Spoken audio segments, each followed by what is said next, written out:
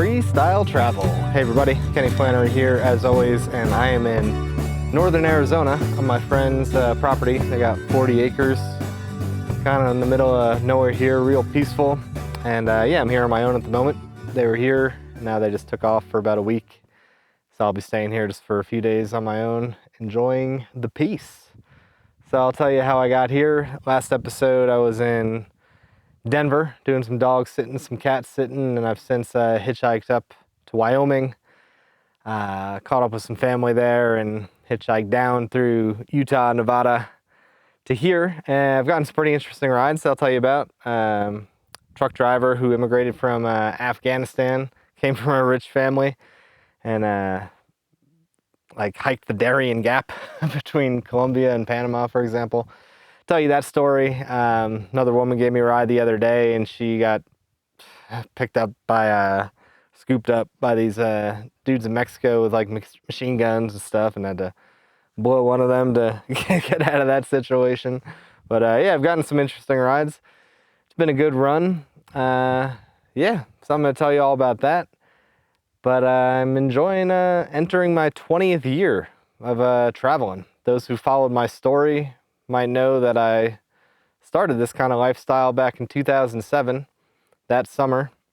Left New York City, started traveling around the US, started hitchhiking a few months into that, and then a few years into running around North America as far as Alaska and Mexico, started getting around the world. And yeah, I've just never really stopped. Just made a life out of this. So this is the beginning of the 20th year. And I'm still having a great time.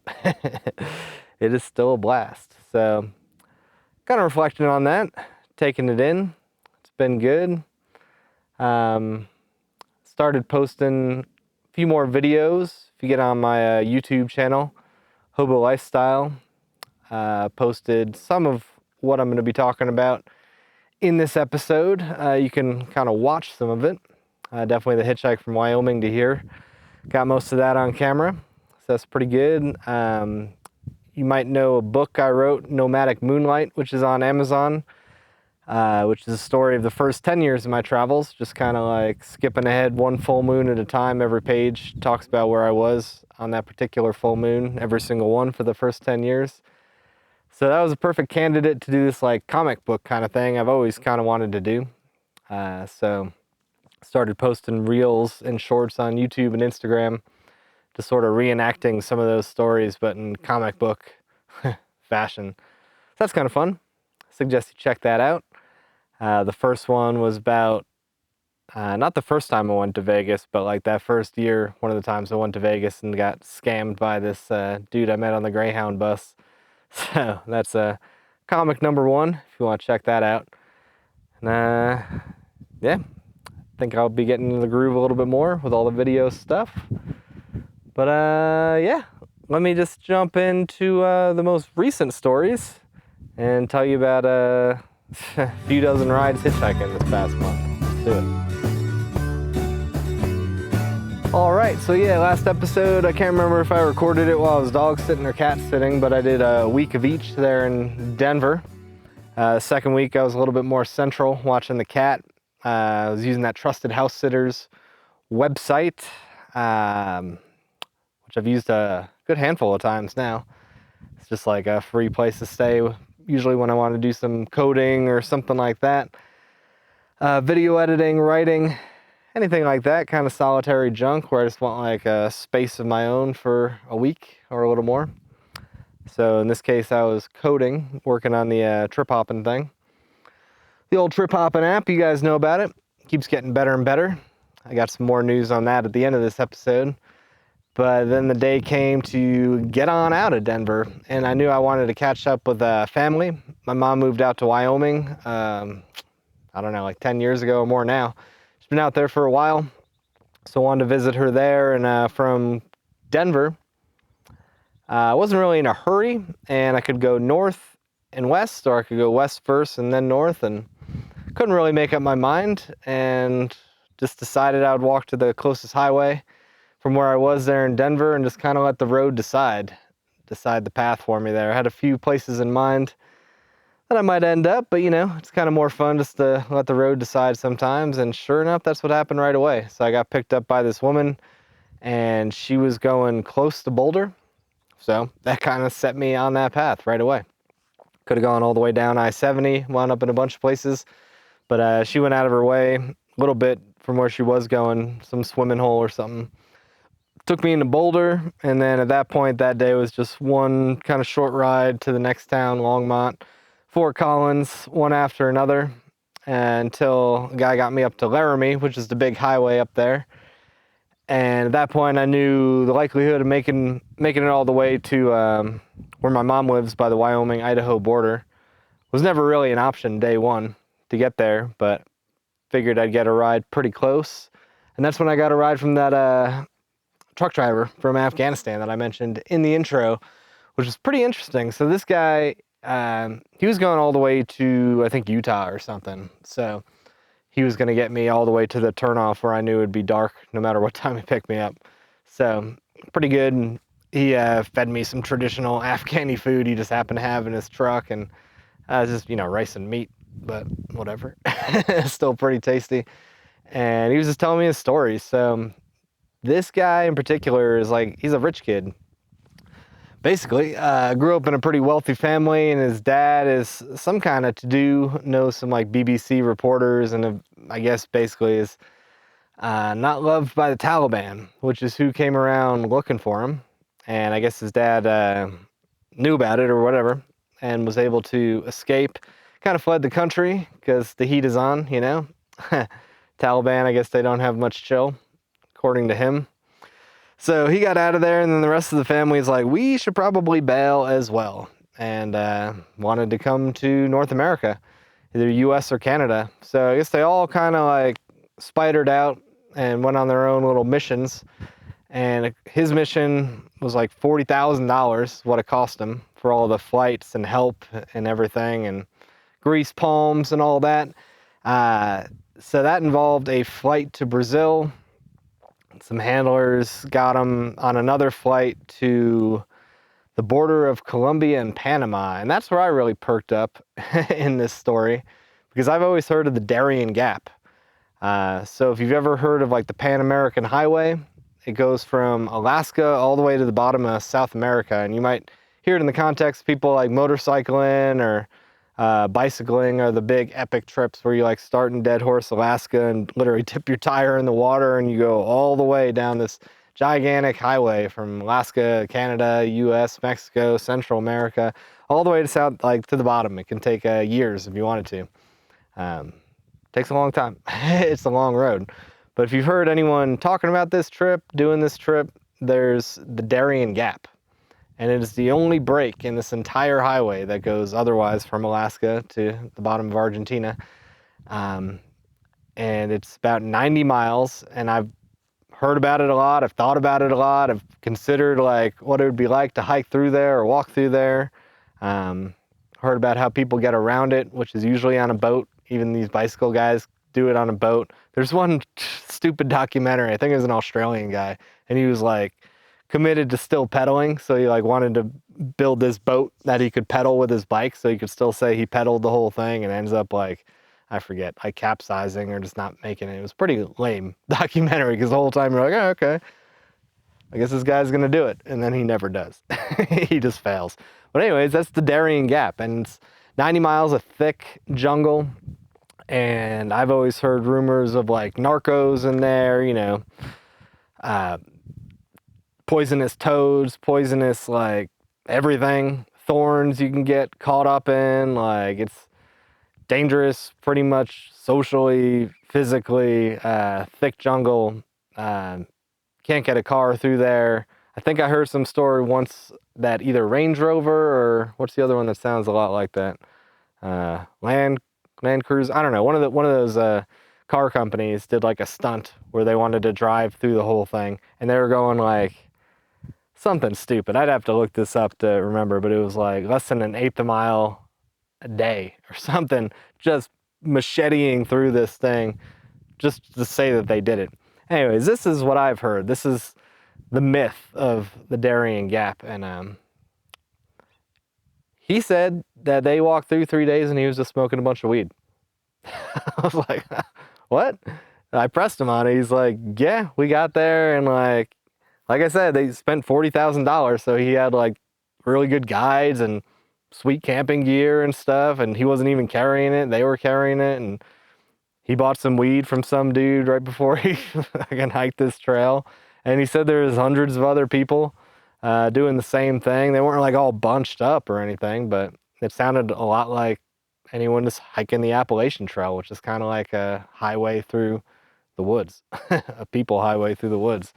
I'm like, oh, okay, I guess that makes sense. I've been hearing about the Darien Gap for like 20 years, and like a lot of things in life, you know, you kind of like fixate on some version of what you've heard something's like, and then that just kind of sticks with you for a long time. But I guess over 20 years, 10 years, a path has been cleared and people are going through there, and he got stamped out. There's someone stamping visas or whatever when you get into Panama.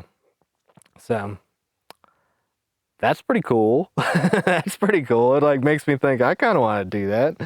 I mean, I don't know how well he was insulated by this guide as far as like the narcos element or that kind of thing. And obviously his 40 grand got him like some little jumper plane to get to the start of that trail. I don't know how the roads are even getting to there, but it's like, man, that's pretty wild, dude.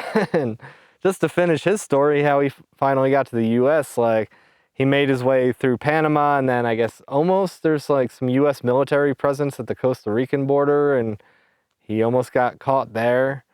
But I think at that point he was still within his legal limits. He's just a dude from Afghanistan traveling, which is, for me, is like, why didn't you just fly directly to Mexico? Would have made more sense.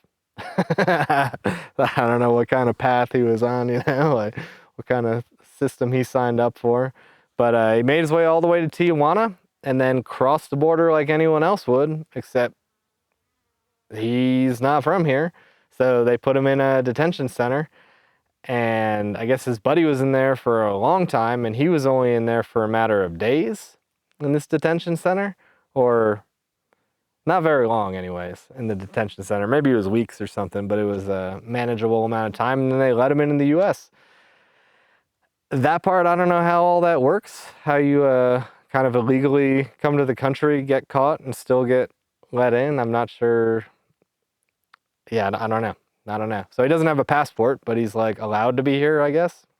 He's driving a truck. So he bought a truck because he's a rich kid. You know, he's in his 20s. I think he said he's like 27, 28 or whatever. But bought a truck, and now he's just driving a 18-wheeler all around the country, stacking up money. He loves it. The rest of his family's all in Canada. I think mostly Toronto. And they do have like citizenship, I guess, already in Canada. Again, I think there's some like grease palms. Is that actually a word? Grease palms? I don't know. Some bribery, I imagine, took place. That sort of thing, allegedly. But he was just like, no. He spent his whole, you know, childhood or whatever just hearing about the United States, watching movies, and just like wanting to be in the United States. And he finally got here, and he's like, I'm not going to Canada. This is where it's at. So that's what he's doing. He just loves driving the truck around and picking up hitchhikers in this case. Pretty interesting dude. Yeah, pretty nice. And yeah, he dropped me off there in Rock Springs, I think it was. I think that's that town, yeah. At that point it was dark, so I just walked, and luckily I found a place to camp because it's not really set up for that. It's mostly kind of desert, but I was able to find some like trees to bivvy out in for the night. And yeah, the next day was pretty easy, getting up to Wyoming, a little south of Jackson, a town called Alpine, where my mom lives. So obviously stoked to see her catch up, and she bounces between that town and up closer to Jackson on the weekends. She's like a camp ambassador, making sure people put out their fires and that sort of thing, disperse camping in a absolutely beautiful place, looking at the Tetons. So I spent I think a couple weeks doing the same thing, just bouncing between Alpine and that kind of campsite up there, and yeah, just kind of enjoying it. A little tranquility. Getting some stuff done, some trip hopping stuff, some video editing stuff in the meantime. And yeah, At that point, I wanted to come here, catch up with my friend. She's got an event September 25th, actually. Actually, any of you guys I think there's some spots left. September 25th to 27th, right here on this property. She'll be having the Elevated Gathering, which is kind of like a bunch of marijuana stuff. I think officially she uses the term plant medicine, but it's a marijuana thing. So there's like vendors and stuff who come, and different sponsorships, and there's like workshops and probably a bit of yoga, stuff like that, and just a beautiful spot. Some people will be camping. She's got a yurt, there's some like glamping tents and some other spots where people can stay, and you kind of just like choose your adventure. I was at it last year helping out, and super fun. I'm not super into weed, but there's plenty of that. So if you are into weed, there's every kind of form of that you'll be able to think of. Joints and honey bombs. These women last year had these like weed infused honey, all different types, from CBD to THC to different variations of THC. It's a bit of an education if you come to, but a lot of fun. Anyways, I'm just throwing that out there in case anyone listens to this, watches this before then. September 25th. I think you just Google Elevated Gathering, Northern Arizona, Mystic Escapes, a bunch of words like that, and you will find it here about an hour outside of Flagstaff. So yeah, I wanted to come and see if she needed a hand with anything prior to that, like promo video stuff, and just to catch up, really. So that's the direction I headed, and left Wyoming. Day started off pretty good. At that point, even though this was my goal, it was like 850 miles to hitchhike from there, where I was in Wyoming, to where I'm sitting right now. Salt Lake City is on that route, Vegas is on that route, and a little casino town called Laughlin is on the route. Now, a buddy I usually hang out with in Salt Lake City was out of town, so usually I would stop there, pause there for a night or several nights and catch up with him, but I knew I'd be blown right through there because he was out of town. And yeah, had a friend who just moved to Vegas, so I knew that was an option, but everything was pretty loosey-goosey. And yeah, that first day started pretty good, getting a ride into Idaho and then down. Truck driver took me down once I got to the main like I-15 highway. He got me a little closer to Salt Lake, and then it took like a few rides to get through Salt Lake, and then by that time it was dark and I was just south of Salt Lake City, still like in the metropolitan area, and found a place to camp there for the night. Dealt with some state troopers first thing in the morning. It's no surprise. I wonder how many police I've dealt with over the years. Like, it's over 100. Yeah, it's probably 100 something. It can't be 200. But they were nice enough. It was two of them. It was two cops in one car. She got out, and then right behind her was another cop in his car, and so I ended up riding with the guy behind her and just to the next exit. And it was not a very busy spot, and the whole thing was just walking on the highway. Again, sometimes it is, I can have better luck on the highway itself. There's just more traffic, and usually it works out, but yeah, it's not always legal. So in that case, they wanted me off, but they were nice, because it's not like not hurting anybody, so it's not like a violent crime. I got a ride from some girl after that, and then a truck driver from Ukraine picked me up. He didn't really speak much English, so we didn't talk much, but he told me he was going to California, and that meant he was going to be going through Vegas. So that's as far as I would get. And once I was in the truck, I messaged my buddy, told him I'm going to be there. I'm going to be in Vegas here pretty soon. So he's like, yeah, stop on through, chill out. Said he was working quite a bit. Yeah. Heard something in the background. So yeah, I rode with this truck driver, hopped out in Vegas at 114 degrees. Super hot. And just kind of like hung out, waited for my buddy to catch up. Pretty broke at this point. I think by the time I met up with my buddy, like $9, you know? It's not a lot of dollars in life to have. So I was just catching up with him. He was working most of the time. Like I said, I just stayed there for a couple nights there, but not enough money to like make a run and gamble or go to some of the fun breweries that I usually like to go to in Vegas. So pretty mellow, but that was going to change because I was getting some free play offers in Laughlin, Nevada.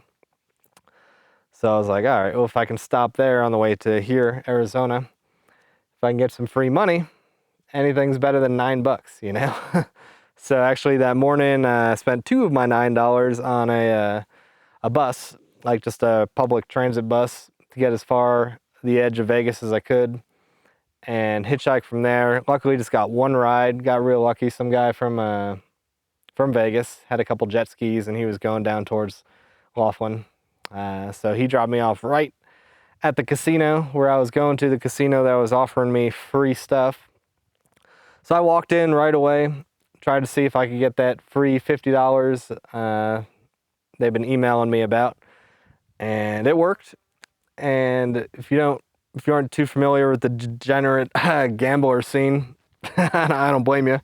I'll just explain free play to those that don't know it. It's kind of what it sounds like. It's just free money the casino gives you to gamble with, but you have to gamble it. So if they give you, they don't just hand you like $50 US. It's usually they load it into a slot machine or they give you promotional chips or something that you absolutely have to gamble. You can't just cash in right away. So basically I just had $50 of gambling credit, and video poker is a pretty easy way to cycle through that kind of money and hopefully get as much as you can of that $50. You know, you can kind of expect to get like maybe 80-90% on average of that free play to turn into actual money. So video poker is what I did, and yeah, sometimes you kind of hit, actually. So I hit like 4 of a kind, which is a big hand, you know, and a couple other hands, and by the time I cycled through the money, I had 115 real dollars. I was like, hell yeah. And they were offering me free nights at the casino, so I booked a night to stay there because I was going to get the same deal the next day. Basically, they were offering me that free money twice a week, and this was the in-between day. So I'm like, all right, if I stay again tomorrow, I can get another $50, or, you know, maybe even more. I just won 115, which is way more than I thought. So kicked it in the casino for the night. They also gave me $25 of dining credit. This whole like casino thing is pretty crazy.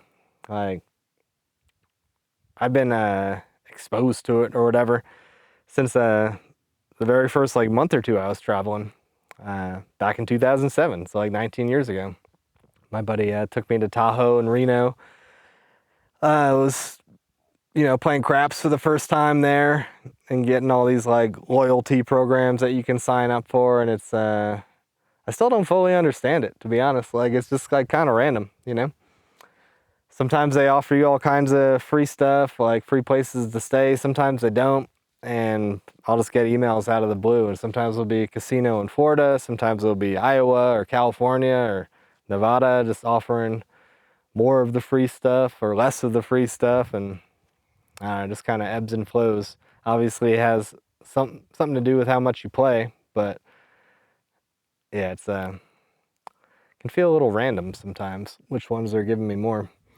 But anyways, in this case it was Laughlin. So sure enough, in the morning I woke up first thing early and tried to use the new day's $50. And again, won a little bit, so it turned into 70 real dollars. And actually the night before I did play a little bit of blackjack too while I was waiting for my free food, my $25 dining credit food. Won like $30. So anyways, like I showed up with like $7 and I left with over 200. Pretty awesome to make $200 and yeah, essentially stay for free. So good to go there. Good to go. And yeah, I walked across over the river into Arizona, stuck my thumb out, and I've made that hitchhike before to here, indeed. I've hitchhiked from there to Phoenix a number of times, and usually it takes a few rides to kind of get moving. And that's what it felt like it was going to be again, because this woman picked me up after waiting for 10 or 20 minutes, and she's like, I'm going, you know, like wherever, up the road, but not even to Kingman. Kingman's like maybe 20 miles away, the next like kind of milestone, if you will. And she was not quite going there, but whatever, it was gonna get me moving. So we're cruising, and you know, she's friendly, I'm friendly, and she asked for a little more vodka in her cup. She had a bottle of vodka in the back, and I'm like, yeah, I'll fill you up there. And she's like, you know, I can take you to Kingman. Fuck it. So I'm like, all right, cool. That'd be super helpful. So she's taking me into Kingman, and she's like, where do you want me to drop you in Kingman? I was like, well, there's this truck stop on the far side of town, which is like perfect. So she's taking me over there, and then we get there, and it's like, I'm like, yeah, I'm just gonna stand on that ramp there. And she's like, ah, no, you're not. So she just like drives on the ramp, and we're on the highway, heading to where I'm going. I should say, driving from Laughlin to where I am, just straight driving would have been a 2-hour drive. And that's basically what she did. She took me all the way to the exit here. She was talking about, maybe I'll go down to Phoenix and see my brother. I'm like, all right, you do what you want. Like, and she's from California, maybe 50, 60 years old, something like that, and does not want to be in Arizona, doesn't really love it. So she was just telling me stories, and yeah, one of her more crazy stories was being she spent a fair amount of time in Mexico, and she got like halfway kidnapped by these dudes with machine guns, and she's like, yeah, I had to suck this one guy's dick, and like that's what you got to do sometimes. She said, sometimes you just got to suck a dick and just make it easy. I'm like, all right, girl, you want some more vodka? Filling her up with vodka here in the story about her sucking dick to elude these machine gun toting Mexican guys who wanted to take her out to sea and all this. I was like, oh man, you've lived a life, haven't you? So she was just getting off on like having someone to talk to and hearing some of my stories. And anyways, it resulted in me getting like pretty much all the way here. From the exit here, it's another like maybe 6 miles to get here, but it's all like kind of clunky dirt road, so it's not like it's not a fast 6 miles driving. So anyways, I started walking, and sure enough, like someone else who lives in this, I don't even know what this whole area is called, but there's a lot of like off-grid houses and properties out here, like this little 40-acre spot. So this woman had been out here for past year. Her husband died after like road tripping around and then finding this property. And anyways, she gave me a ride to the driveway, and yeah, now I'm here. So I walked down. It was really great to see my friends, Molly and Kyle here. Molly's been on the podcast before. I met her couch surfing. She was a couch surfing host, and then hitchhiked with one of her friends in Mexico, actually. And we got kidnapped too. Me and her friend. That's a whole other story. And then what's funny about that is like months later, Molly's like, you hitchhike with my friend, would you hitchhike with me? I'm like, you know, like what happened down there in Mexico? And she's like, whatever. So Molly and I ended up hitchhiking to Oregon, and ended up traveling together and having adventures and meeting Kyle, and you know, they hit it off, they're married. I just got to meet the second of their 2 kids here on this property. It's yeah, pretty good time. So always love hanging out with them, catching up. So got to catch up with them for a couple days before they had to head south. And yeah, like if you want to just kind of kick it for a few days or whatever, as long as you want, you can. So I'm like, yeah, it'll be kind of tranquil. I mean, there's, like I said, it's like 6 miles from the highway, so there's no road noise. Kind of hear a plane go overhead every once in a while, but otherwise it's just pretty damn nice out here. And yeah, just their property just keeps on getting better, more amenities and stuff. Used to just be this kind of little shack cabin thing going on, and every time I come, they're like, you know, a little bit here, a little bit there, just more improvements. So solar power, and you know, there's showers now and bathrooms and all the good stuff. Starlink is the new thing this time that they've got, so it's awesome being here. So yeah, that's where I'm at now. I got a bunch of ideas for the coming days, and things are even shaping out for the next couple months. So jump into the outro here and kind of tell you what I'm thinking about. All right, so yeah, I'm here, and my next move, thought about going towards Southern California, and a buddy called me the other day, and he's down in San Diego, and just kind of out of the blue, and I was like, oh, that's kind of a sign. Should definitely kind of head that way. But at the same time, I want to take advantage of this whole Laughlin free play thing while I can. It's gonna keep on going through August. It's like twice a week giving me free money, and it's pretty good. So I think what I'm gonna do here is stay here for another couple days and head west towards California, but I can stop in that Laughlin town again. Like I said, it's 2 hours driving from here, so reasonably easy hitchhike, and I can get there on another one of those like straddle kind of days, so I can get there, get the free money, stay the night for free, and then get more free money in the morning. That's the idea. And hell, if I can come back and do that 1, 2, or 3 more times in the next month, I will. Kind of possibly a pain to go back there more than once, but anyways, I'm definitely thinking about that being my immediate next move, because that'll be like another $100. And yeah, go hang out in California if I can. At this point, 95% sure gonna have a trip hopping collective in Phoenix in September. So again, that's a bit of an open invitation to anyone here listening. If you like the trip hopping app or like what it's about, or just want to hang out, pretty good chance, almost 100%, I'll be in Phoenix in September, just kind of plugging away on the trip hopping app, making that better. And yeah, there's a few spots in the house, so if anyone else wants to come and like chill out, we can take care of, obviously the place to stay. That's the point of the house. And, cover most or all the food and stuff like that. Yeah, just have some good times, drink some good beers, and make trip hopping better. So if you're a coder, a designer, if you're just like good at organizing groups of people, whatever, can use all kinds of different help with the app. Even if maybe you don't think you're qualified, if you're interested in it, there's probably something you could help with. So yeah, whether that means coming and hanging out, having a place to stay, or just dropping in for a day. We'll probably have like some events and stuff, like a potluck or meet up at a brewery kind of thing with some other like travel minded folks, some good people in Phoenix. So yeah, so that's looking pretty good. So yeah, as far as like August, might just be some like banging around California, maybe coming back here, helping out, trying to pop into Laughlin, stack a little bit of money up. I am thinking going to Japan. I got a buddy who really wants to go there at the end of October.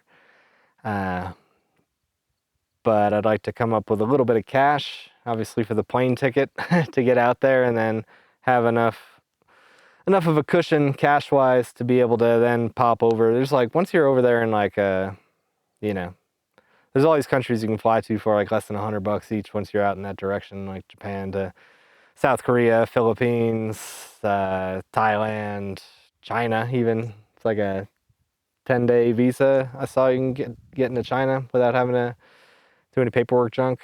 Bunch of spots. So yeah, I try to cash up a little bit. And if the casino route's the route I gotta go, that's the route I gotta go. So we'll see how that goes. Those are my thoughts.